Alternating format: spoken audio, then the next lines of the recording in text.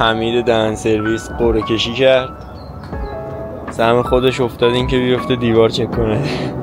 خب من رفتی نداره، شانس آقا، ولی حقتونه. از وقت تلف کردیم. از ساعت 6 صبح من بلند شدم واسه اینا صبحونه درست کردم.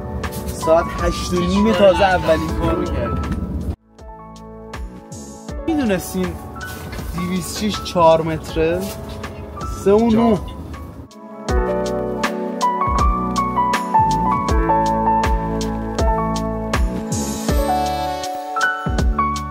اومدیم این قسمت رو خالی کنیم.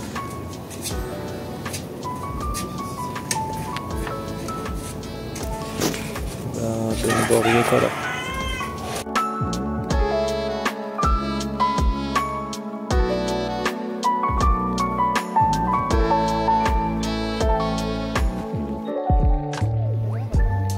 به نقص فنی خوردیم، آبگوره ریخت.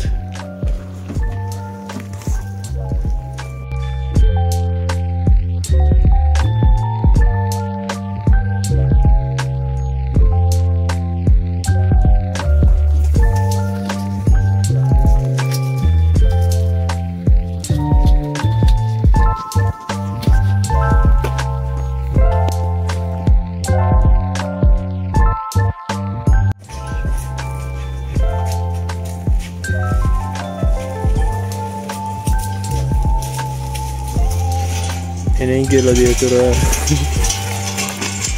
با گاریش از راه رسید.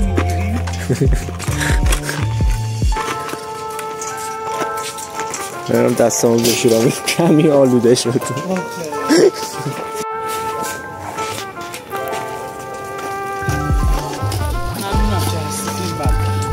ای خدایی که نبودی کار پیش نمیرم. من؟ آره.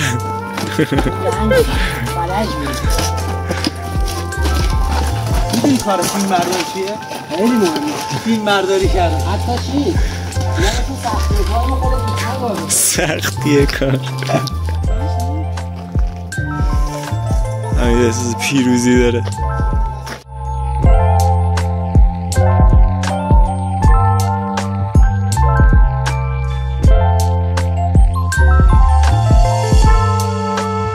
ایرانی تا رو برداری. آره.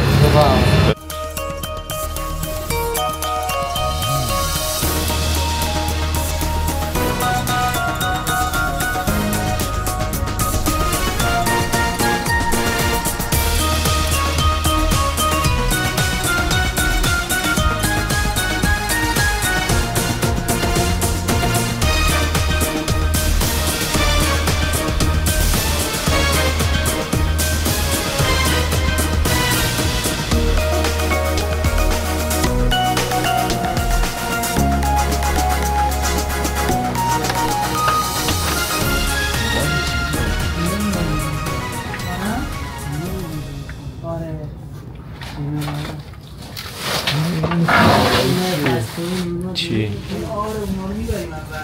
نه اونو آهنیه. بچه‌ها میشه بگی چی کار می‌کنی؟ من دارم میگم چی گفتشون؟ عاشقتونم جفتشون بچه رفتن. شرط اول کار ایمیدی علیرضا گوش بده.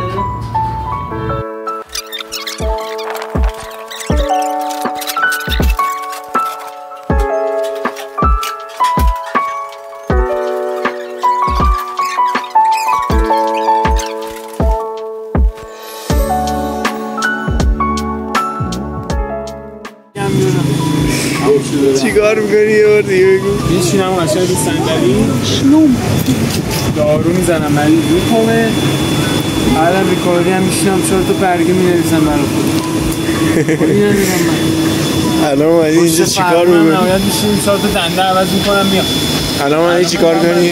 برم 6 ببین 7 طبقه است، من شمردم یه طبقه اینجا داره که تو ساختمون حسابش نکردن.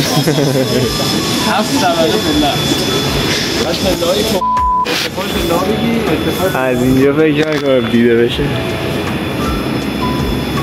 این لباس ما، این دست ما، روز تولدم، دیروز تولدم. تولد مبارک. من نمیدونستم. این حمیده دیگه.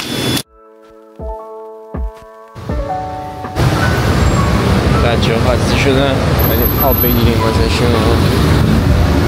از تشنگی داره منفجر میشه. بیا آب بعدم بگو که من کار نمی کنم. الان من نبودم تو سیراب میشدی. 5 طبقه. الان من نبودم تو الان این آب رو میتونستی اینجوری قلوب بکشی بالا سرت. آقا الان شما این آب رو نوشیدی خب سیراب شدی. الان حمید یا کلا اهالی گروج به من میگن که من کار نمیکنم. این آب رو بنده رفتم و از اون طرف خیابون تهیه کردم. واقعا تبریک. الان من نبودم آیا کارتون لنگ میموند یا نه؟